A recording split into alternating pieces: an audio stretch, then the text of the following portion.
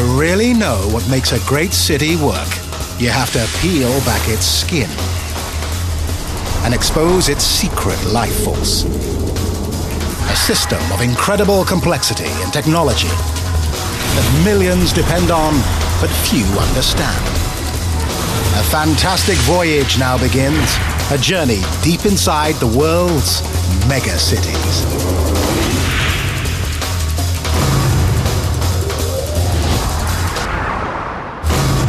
It's the world's biggest city.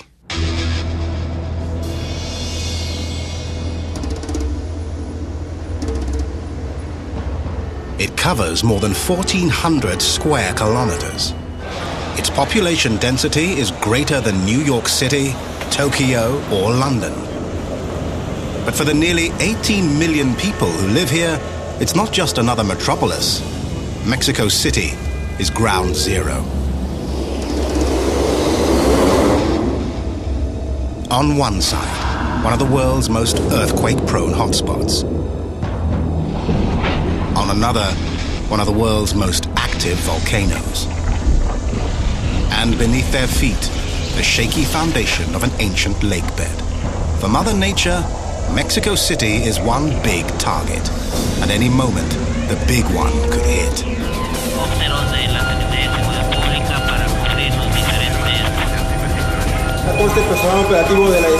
Incidente en cuanto a las presas. Guarden silencio.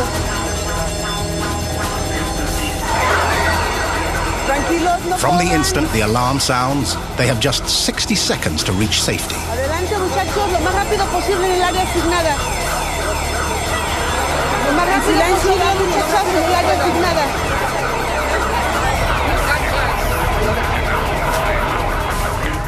Ahorita son simulacros. Cuando sea verdad, nos vamos a repetir, jóvenes. Por favor, tomen su papel en serio. For the children of Mexico City, this drill may seem like fun and games. But for the adults, it's deadly serious. In 1985, they lived through the real thing.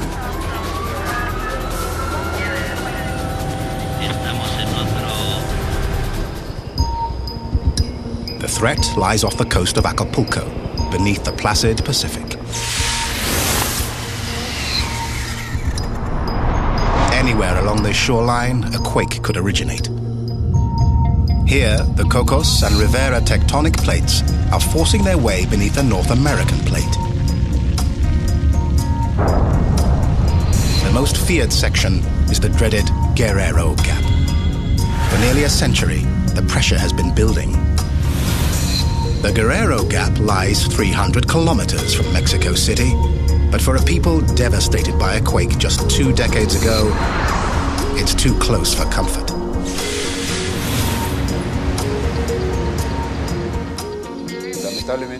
Unfortunately, this is closer to Mexico City than the 1985 earthquake, and we expect it could generate a huge disaster in the city. Dr. Juan Manuel Espinoza manages Mexico City's Seismic Alert System, or SAS. He spent his life developing technology to detect the next big quake. This is what pushed for the development of the electroseismic system. It's what justifies the development of this system. Today, along the Pacific coast, Mexico City is guarded by the first system of its kind. 12 seismic sensors to detect earthquake tremors. These are the city's high-tech prophets of doom. El sistema de alerta sísmica cubre la región. The seismic alert system covers the region where there could be an earthquake with equipment like this, where we have seismic sensors that continuously listen to the sound of the ground and analyze it. Continuamente escuchan el sonido del suelo y lo analizan. They listen for vibrations and measure their strength.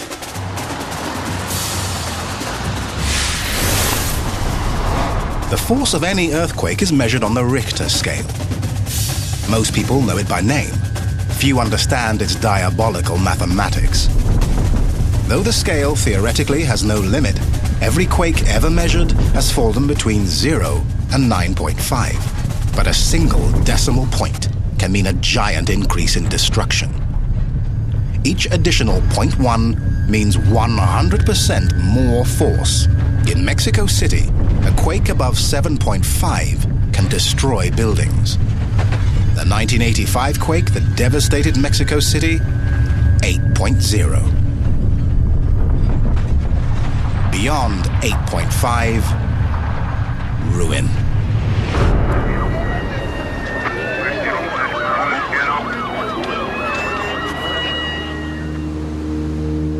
When a quake registers at least 6.0, it activates a seismic monitoring station. When at least 2 stations are activated, they relay a signal to Mexico City, automatically triggering an alarm.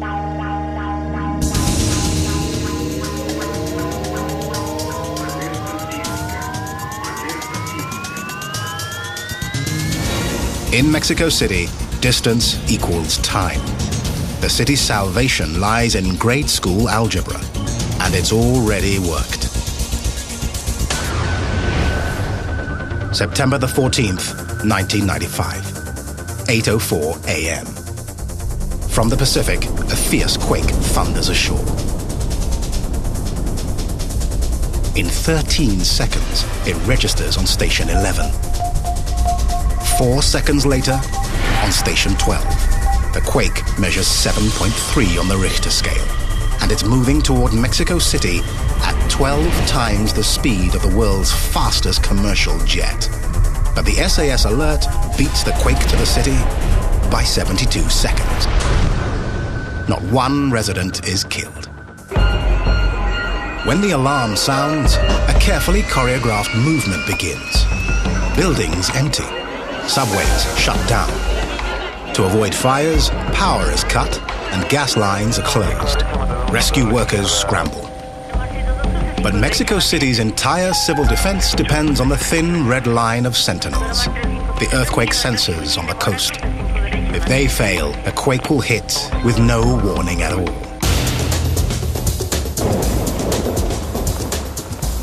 To prevent failures, the sensors are routinely inspected. Today, it's a sensor at the San Pedro station near Acapulco. For Roberto Islas, just getting there is shaky. To come here to the stations, with all the difficulties it entails, to perform maintenance, we're motivated because we know our job is important, not only for us, but for every person who lives in Mexico City. And that if an earthquake occurs, we may save many lives.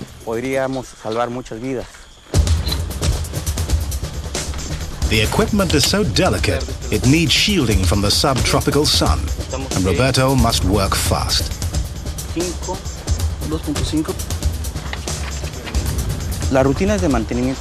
The routine maintenance is done every 2 months, so every 2 months we come to look at each one of the parameters of the sensor equipment and the modifications in the tower.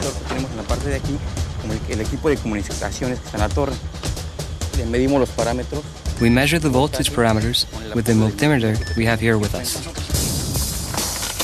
The sensor passes the inspection.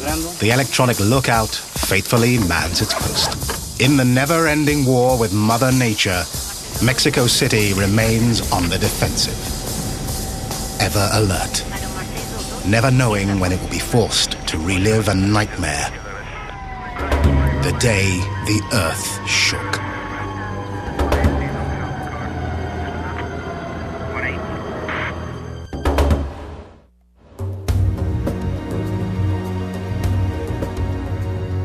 Most great cities are founded on rivers. Mexico City was founded on prophecy. On a swampy island, Aztec legend says, an omen appeared. An eagle perched on a cactus eating a snake. An omen to build. The Aztecs built Tenochtitlan, the city of dreams. Through the centuries, it survived Mother Nature's worst torments. Then, from across the sea, came a man-made disaster.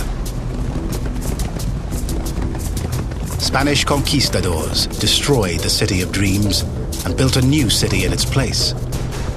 Centuries later, disaster still arrives from the sea, the epicenter of Mexico City's biggest quakes. Está temblando un poquitito. No se asusten, vamos a quedarnos. Les doy la hora. September the 19th, 1985. Just after 7 a.m. The city awakes to shattering news. Sigue temblando un poquitito, pero pues vamos a tomarlo con una gran tranquilidad.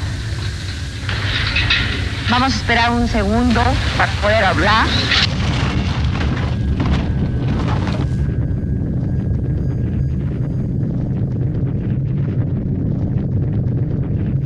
The broadcast is cut off and the television studio collapses. Miraculously, the reporters survive.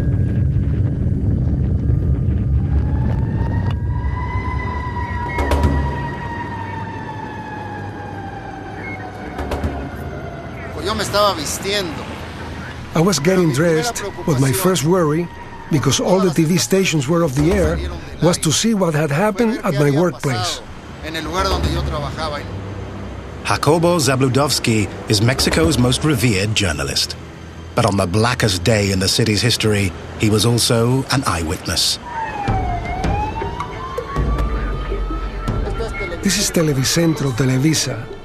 The only building left standing was that one, 6 floors. All this area had theaters, TV studios, archives. It was all destroyed. Había archivos. Se destruyó.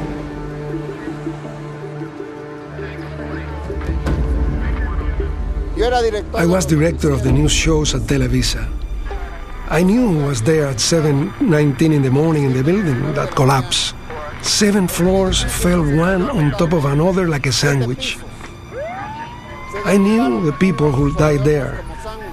I gave them their jobs. They were my colleagues. Eran mis compañeros.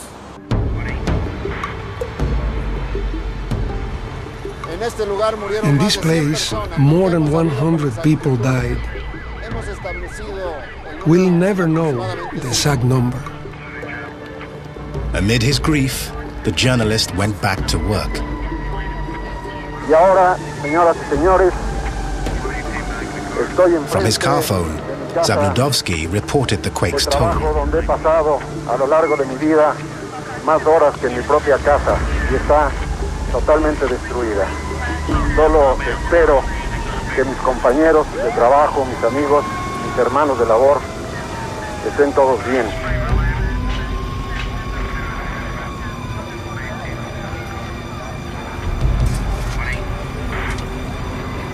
For the millions without electricity, battery-powered radio was the only way to get news. Tengo la tristeza de decir que estoy en presencia de uno de los más grandes desastres que he visto en la historia de la Ciudad de México desde que nací en ella. The grief of an entire city found a voice. Estoy mirando hacia el sur la avenida San Juan de Letrán y es el aspecto de un desastre, como si hubiera caído una bomba. While one man chronicled the disaster, another struggled to survive it. I remember it very well. This hit that corner from over there. It destroyed all that level. It destroyed all the floors. And I fell. I fell over here. Here. I stood here, buried under rubble. Pedro Ferriz de Con lived to become the most popular radio host in the nation. But in 1985, he was just another victim of bad engineering. I believe many of the buildings that collapsed did so because of corruption. In this country, there were regulations for construction. It's true, the authorities monitor the plans, but the materials used were not up to the proper standards. Fewer materials were used, less steel was used, a lower quality of concrete was used. The result was, many buildings that from my point of view were not supposed to fall actually did. Even the most important buildings weren't constructed to withstand the shock waves. A few blocks over there, there's the National Hospital of Mexico. It fell. Hospitals, churches, stadiums, and public spaces should be built differently. They can't collapse. Well, it fell completely. There were kids, babies, who were under the debris for 15 days, without water, without food. And they took them out alive over there, alive. These are miracles that are walking in the streets of Mexico City today. As a matter of fact, I was a miracle too. I thought I was going to die.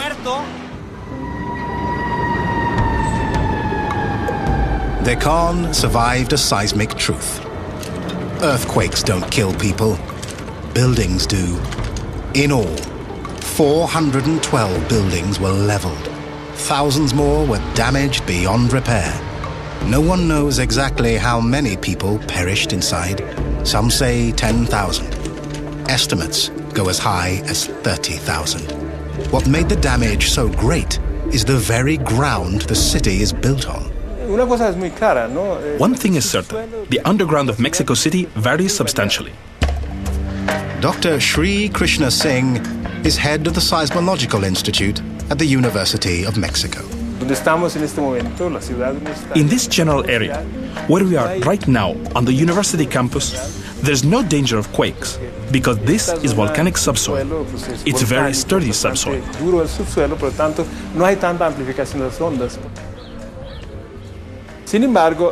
However, the lake area is a very vulnerable part of the city.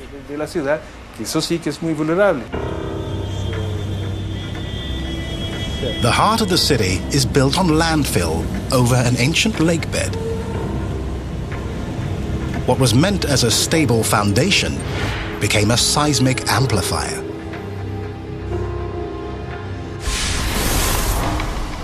Seismic waves travel from the epicenter of an earthquake like ripples in a pond, losing strength with distance. But not here. In this porous, water-saturated soil, seismic waves are magnified 5 to 20 times. In a process called liquefaction, the seismic waves turn the subsoil to jelly. Buildings topple beneath their own weight. Amplification here is so notorious, the world scientists have a nickname for this seismic horror: the Mexico City effect. In the quest to make Mexico City earthquake-proof, the shifting earth poses a challenge to every construction project, whether above ground or below. Mexico City has the world's third busiest subway system, behind only Moscow and Tokyo. 176 stations, 207 kilometers of track, more than 4 million riders a day. But most impressive is the system's conquest of the terrain. When we began to build the subway, we discovered that the soil was very muddy. So construction was very difficult. The answer was a construction technique called Milan walls. 2 parallel trenches are dug, then filled with concrete and steel rods to form the subway tunnel's walls. Between these walls, the tunnel itself is dug, but engineers ran into an obstacle, a law of buoyancy called Archimedes' principle, the same principle that allows a submarine to rise, dive, or float. The tunnel had to weigh the same as the earth that was excavated. Weigh less, and it would rise. More, and it would sink. Instead, the tunnel had to float in the soil. To ensure equilibrium, engineers precisely calibrated the weight of the walls to match the displaced soil. Over the open stations, they made up the difference by putting up buildings. No one knew if the Milan walls would withstand an earthquake. Then came 1985. The quake leveled the Juarez hospital. The subway station below, not a scratch. The entire system rode out the seismic waves by floating in the subsoil. In fact, the subway was the only way to reach many disaster zones. Yet, even as the subway tunnels advance, the greatest feat of engineering is happening on the surface.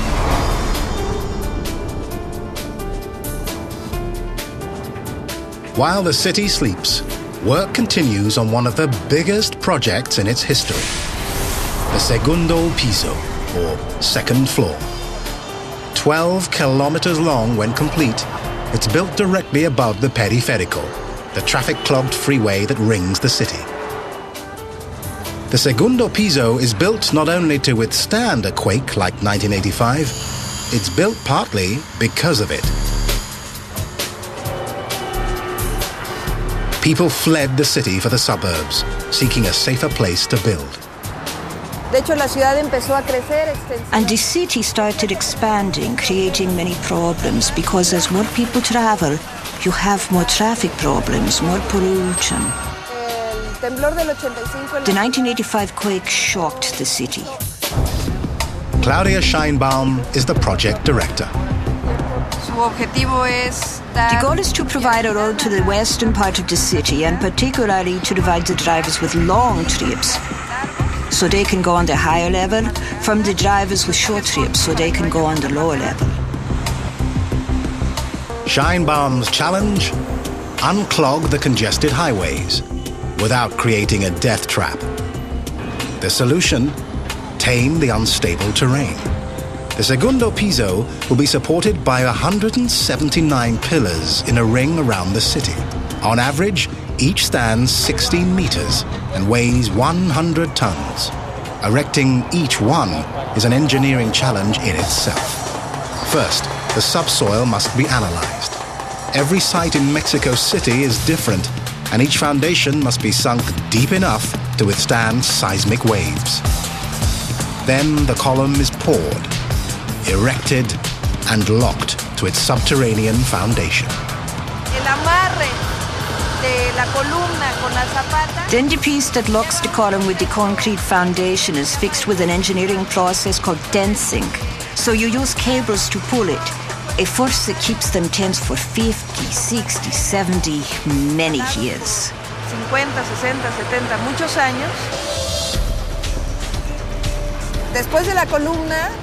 After the columns comes an arm. There are around 400 that we have to mount during the night. And after that come the road beds. Around 2,200 road beds in the whole Segundo Piso. Each of these pieces, for example, the one to be mounted today, weighs about 200 tons.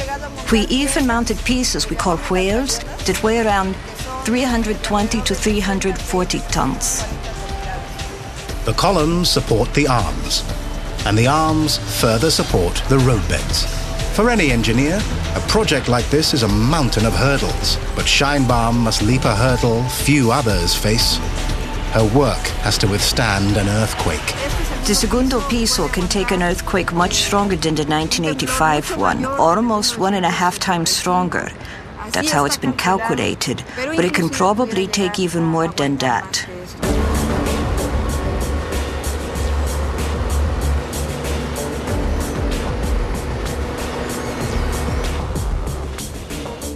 There has to be strict quality control during the entire construction process. That's very important, because you can design very well, but you can build very badly. It's an all too common story. Earthquakes and elevated roads just don't mix. This is what happened with many bridges that have fallen. They didn't have the best pieces in a certain place.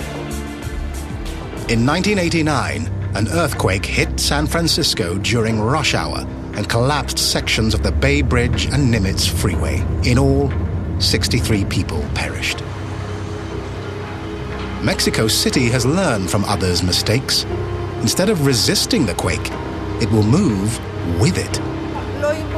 What's important is that the structure moves all together, that there are no moments in which one part moves like this and another moves like this. Because those are the moments when it breaks. It's designed so it moves together. So, if you're on the Segundo Piso at the time of a quake, you'll get dizzy because it's going to move.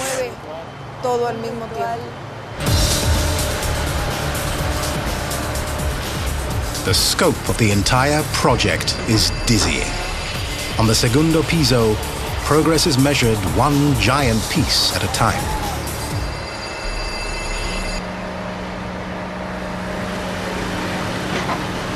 I hope it fits. A perfect fit. Now only 399 more to go. The segundo piso is a sign of a city in recovery. To rebuild after the disaster of 1985, Mexico City had to overcome its jitters and conquer its fear of heights, in spite of the towering risk.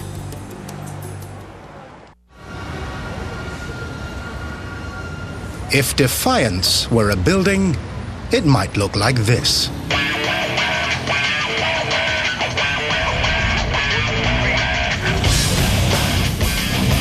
This is the Torre Mayor, the biggest tower. At 55 stories, it's the tallest skyscraper in Latin America. President Vicente Fox calls it the symbol of a new Mexico. And it is. 2 decades after the disastrous earthquake of 1985, Mexico City is no longer afraid to reach for the sky. Just after the quake, the regulations in the city changed. Some regulations were approved that stated we could build only up to 4 floors.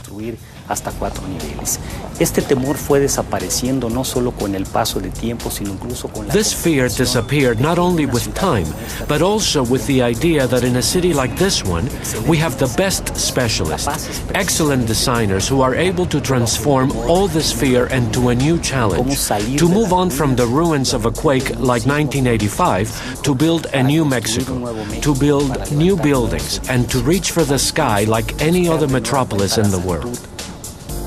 And reach they did. Architect Arturo Espuro knows the Torre Mayor like his own home, all 77,000 square meters. Torre Mayor is, without a doubt, one of the safest buildings in Latin America. It's made of concrete, steel, and data. The analysis of earthquake damage to buildings around the world. The result, a skyscraper safeguarded by some of the most sophisticated earthquake-proof technology ever used. It begins with the architectural equivalent of shock absorbers. The steel structure of this huge tower, these double columns that we can see, go up to the top of the building. We can also see some of the diagonals. La función de estos amortiguadores que están colocados 98 de ellos en la totalidad. The role of these absorbers, 98 of them in the whole steel structure of the tower, is to always keep the building vertical. La estructura tiene como propósito mantenerlo siempre en vertical. Torre Mayor es el primer edificio. Torre Mayor is the first building in Latin America that has these huge seismic shock absorbers. They're built right into its frame. During a quake, a conventional building may sway precariously from side to side, but the Torre Mayor is far from conventional. Instead, it can flex in 3 dimensions. Attached to its crossbeams are 98 resilient dampers that absorb the brunt of a quake. Flexible up top, the tower is firmly anchored down below. It rests on 251 concrete pilings, driven 60 meters deep, below the marshy landfill and into firmer subsoil. In theory, the building can withstand an 8.5 magnitude quake, a force that would topple nearly any other building its size. It all sounds good in theory, and this theory has actually been tested. In 2003, a quake measuring 7.6 on the Richter scale struck Mexico City. Mucha gente en Torre Mayor, particularmente aquellos que están en oficinas donde no hay lámparas que les permitan apreciar. A lot of people in the building, especially those who didn't have any hanging lamps to see any movement, realized something was happening when they looked out the window and saw people evacuating the neighboring buildings. Algunas de las anécdotas que nuestros propios inquilinos contaban después de ese momento. Some of our tenants said they didn't even feel any shaking. Que no sintieron la oscilación. That proves the shock absorbers reduce the shaking of the building and make it almost imperceptible. La oscilación del edificio que llega a ser incluso imperceptible para muchas gentes aquí. Earthquakes kill in two ways: when buildings collapse or when people panic. The Torre Mayor is designed to prevent both. Torre Mayor es el único edificio que The Torre Mayor is the only building in Mexico that gets electricity from 3 different parts of the city. If we lack electricity in one of them, these switches send all of our system to the second substation. If there is no electricity in that second substation, it switches to feed from the third one, so we don't lose electricity at any point in Torre Mayor. Lo que nos permite eso es que no se vaya la luz en Torre Mayor. La gente no entra en pánico. The people here don't panic because lights don't go off at any point.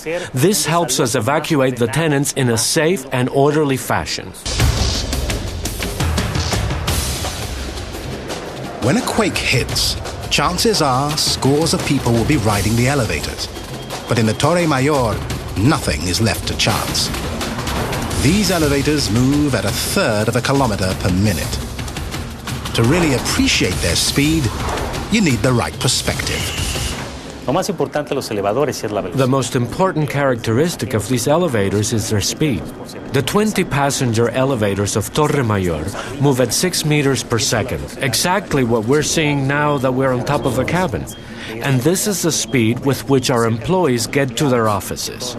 This way, we can move approximately 8,000 employees, and at this speed, they will be able to move continuously.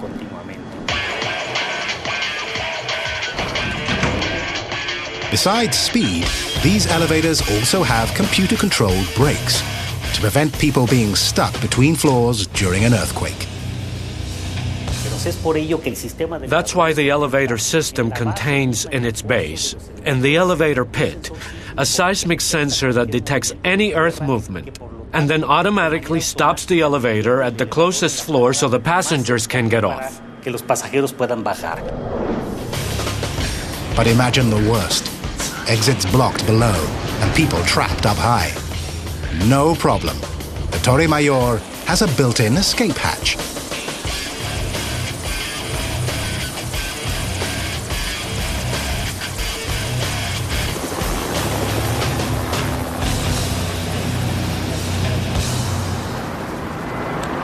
Ya terminó la operación.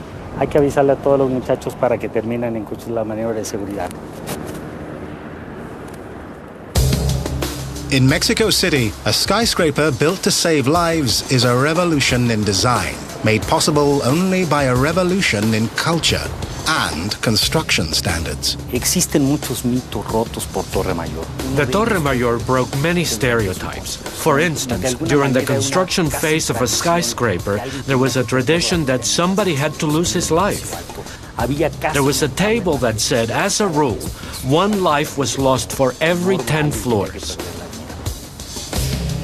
Nobody lost his life during the construction of Torre Mayor, and nobody has lost his life up to today, precisely because we comply with a new culture, with a different Mexico. The Torre Mayor towers over Mexico City,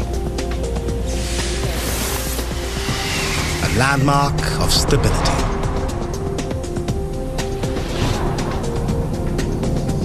In the distance, towers another landmark, a far more ominous reminder of the city's treacherous foundation. And like the specter of rumbling earth, it casts a fearful shadow.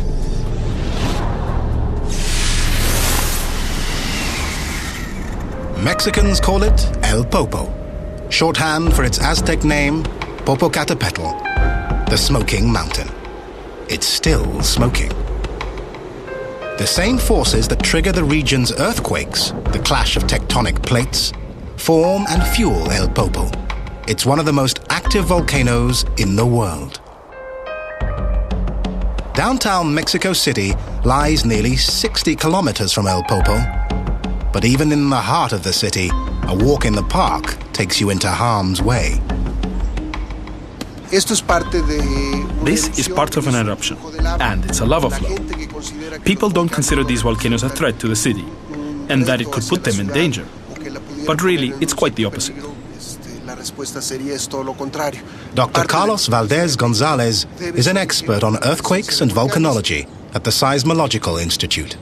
The reality is that half of Mexico City is sitting on a lava deposit that came from different volcanoes.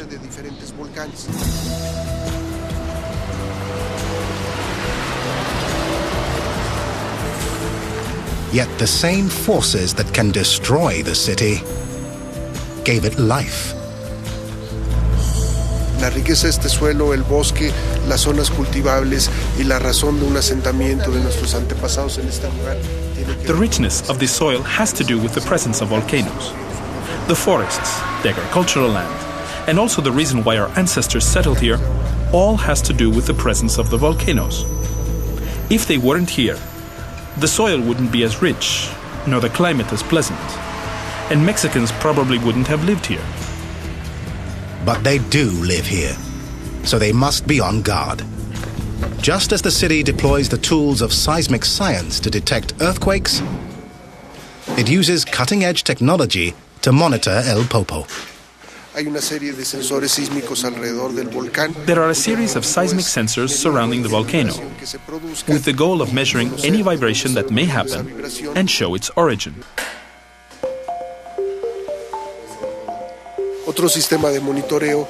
Another monitoring option is to look at any deformation the volcano might have. If material starts coming up, initially the volcano will expand very minimally. So we have instruments, one of which is essential. It's a laser beam that goes up to a reflector inside the volcano, then comes back.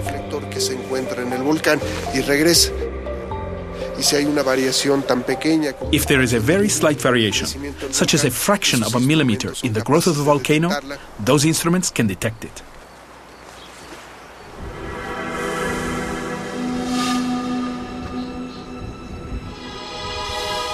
Sensors and lasers aren't the only weapons in his arsenal.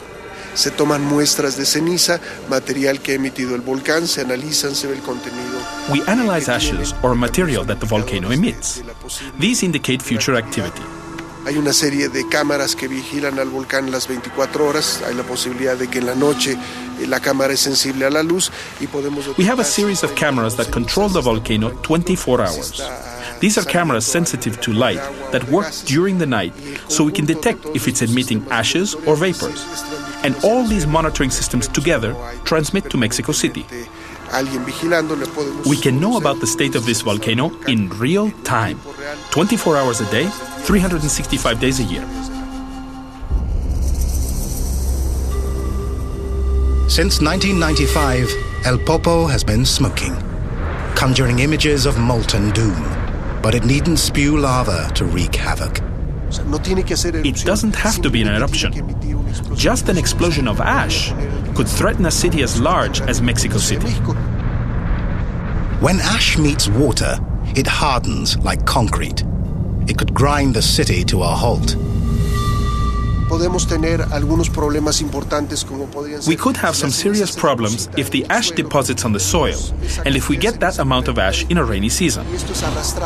It could be drained by the rain, and the result could be the ash clogs the drainage system. In the rainy season, backups could lead to citywide flooding. And that's the least of their worries. In dry weather, even more infrastructure could be threatened.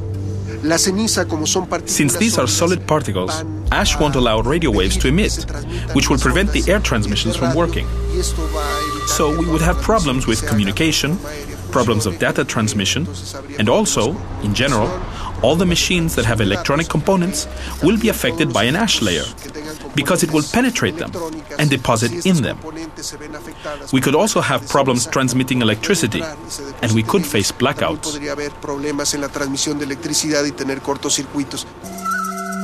The threat is real. In June 1997, El Popo spewed so much ash, transportation was crippled. The city was even forced to close its airport. growth has made Mexico City even more vulnerable to El Popo. As the city expands, it moves ever closer to the thin line between progress and peril. Hace 50 años esta parte de la ciudad no existía. 50 years ago, this part of the city didn't exist. Most of the city was farms. They didn't depend on electricity, and the number of flights back then was much less. So it's important to understand that the activity we have in this country, both seismic and volcanic, hasn't changed. What has changed are the activities of civilization, man, and all the work we do that make us more vulnerable to these phenomena than before.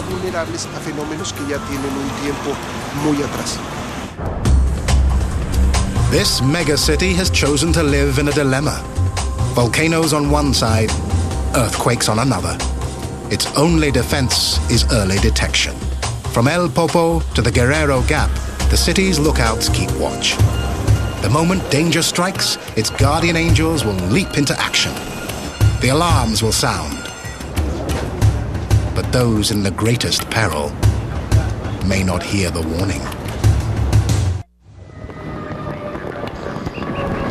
When the great earthquake of 1985 struck Mexico City, it toppled hundreds of buildings and left thousands uninhabitable. This is one of them. But someone still lives here. I came here in September of 1944. I was 14 years old. My mother brought me here from my village. My mother worked here and she rented a small room, and today I am still here. Pilar Valderrama came through the 1985 quake in better shape than the building. The quake got us when we were walking down the stairs, but I never ran. When it shakes, I stop because it's much more dangerous if you start running. Unos vecinos de aquí adelante lo mismo vivían en la azotea y al bajar ya en el One of the neighbors who lived on the top floor, the stairs collapsed and he was smashed there. So I stay here, upstairs, and wait for the quake to end.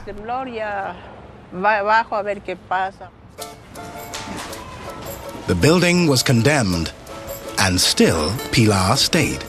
Since 1985, the water doesn't come up anymore. We pump it up here, and here we are. But look, even with my poverty, my problems, I'm happy here. As I say to my children, what else do we need? Green spaces, panoramic views? Why worry?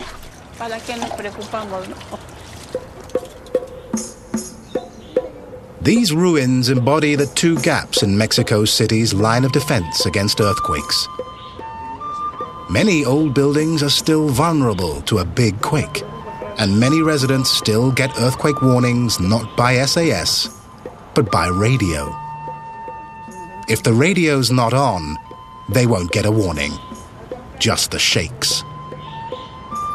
If I'm here outside, I feel if we have an earthquake because the water moves, the tub moves, but alarms, we don't hear any alarms. I put my faith in the Lord above, in God, who's the only one who moves us, who protects us. Not quite. When the next quake hits, Mexico City will fall back on one last line of defense. These are the Condors, a branch of the Federal District Special Forces. They serve as medevacs for every hospital in Mexico City. In an earthquake, they may be the only rescuers who can reach victims in time. The response is immediate. As soon as the alarm goes off, we stop whatever we're doing and immediately go to our choppers.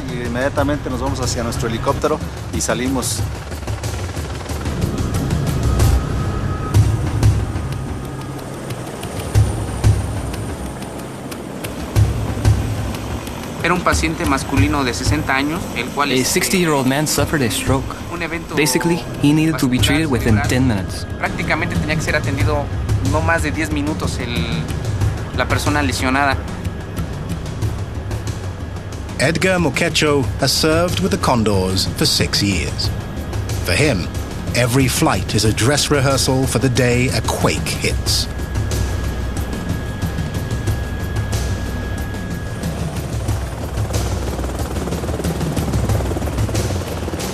Today, they put that training to use. It was very serious, since he had a convulsion when we were in the air. And they had to treat him so he could survive the attack.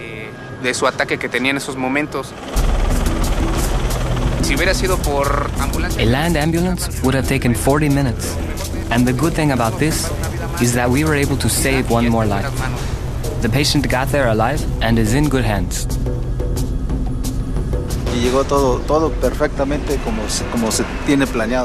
And everything worked as planned, as it was supposed to be. That was our mission. We're satisfied for today. Tomorrow, there could be more. And other days, there could be a different scenario or emergency. Today, they saved one life. Tomorrow, perhaps thousands. Like few other cities, Mexico City will always live in the shadow of disaster, threatened by not one natural peril, but two. The dreaded Guerrero Gap, the seismic time bomb, is still ticking. El Popo, the fiery mountain, is still smoking. The big one may still be coming. For those charged with safeguarding millions of lives, the motto remains: eternal vigilance. They prepare for the worst and pray it never comes. But whenever it does, this time, things will be different. Mexico City will be forewarned and forearmed.